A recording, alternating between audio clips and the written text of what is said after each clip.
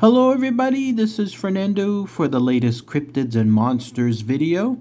Alright, let's go ahead and let's do another new entry here. This one yet again based on one of your new suggestions.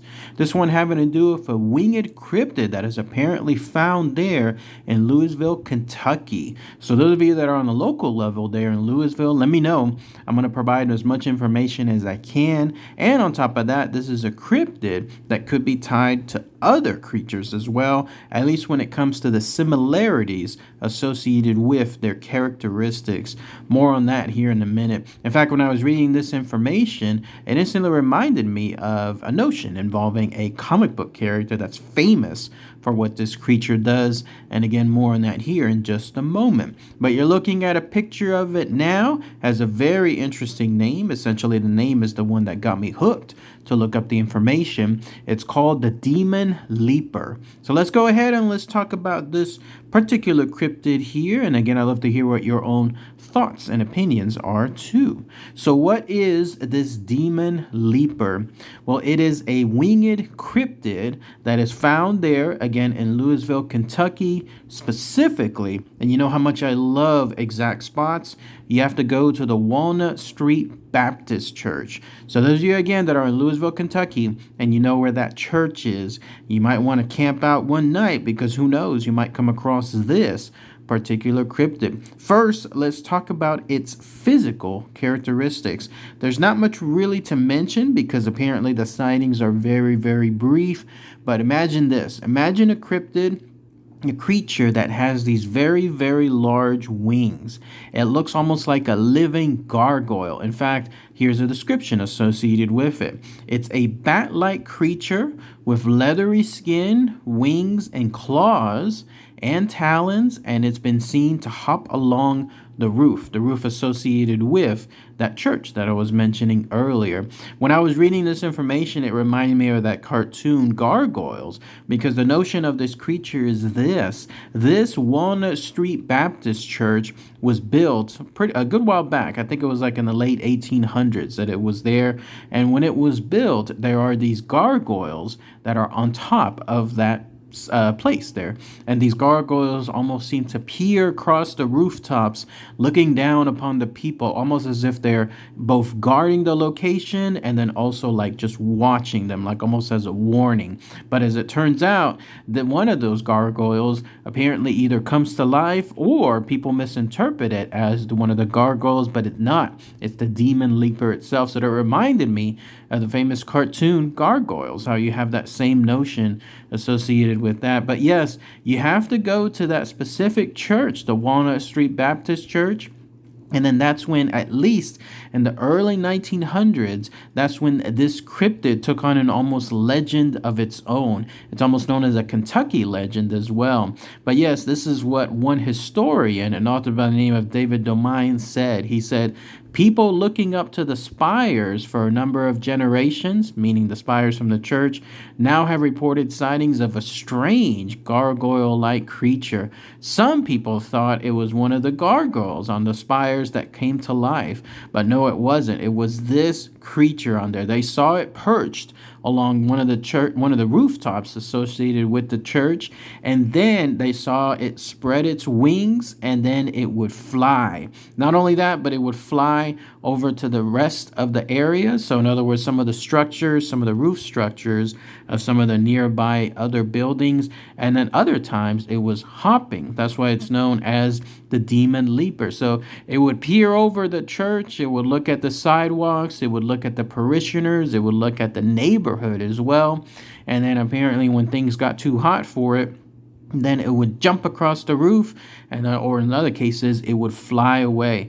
The good news is, despite its unusual visage and almost unsettling one, I mean, see something like this at night just peering down at you, it's been described as almost being almost like a demonic entity too.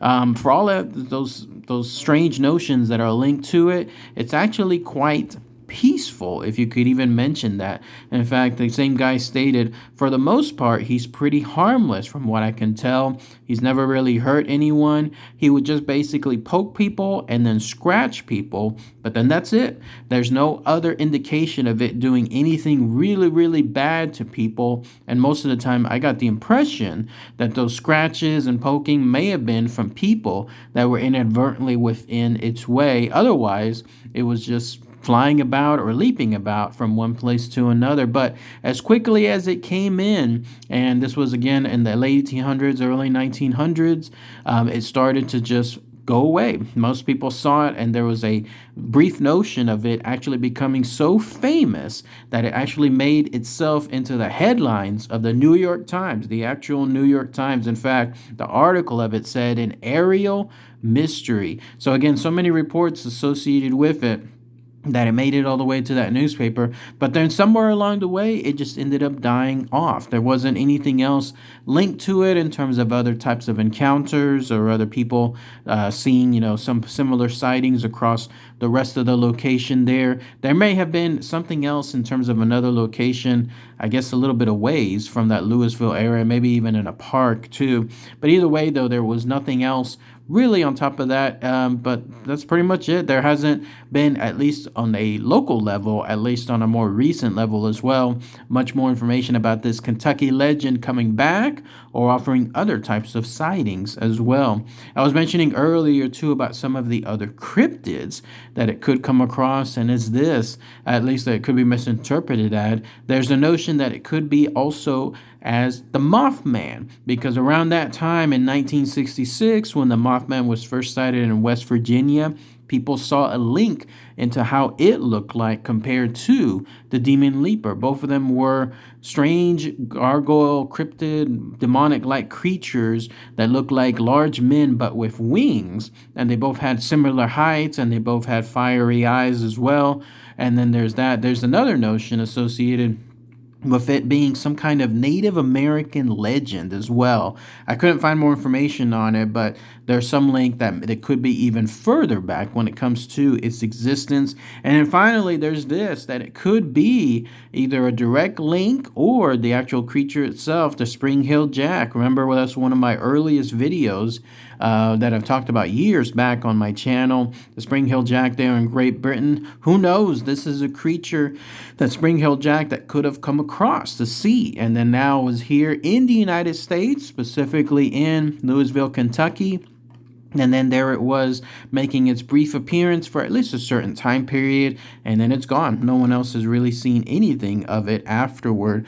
Are they all one and the same? Are they all 100% completely different? I have no idea, but let me know. Let me know what you guys think. Plus, I mentioned earlier how there's almost like an indirect link to another very famous comic book character, and that's Batman. You know how you always have everything, like either in the comics or in the TV show, or even in the movies, how they have him perched on top of a building like a gargoyle, standing still, and then all of a sudden the gargoyle turns, and it's obviously him just moving about and then trying to get down there to wherever he's going to catch some criminal. That's what it instantly reminded me of here, as far as the demon leaper, another type of creature that just perches itself on top of buildings, in this case a church, and then moves about afterward. But let me know what you guys think. All right, everybody. Thanks again as always. Take care.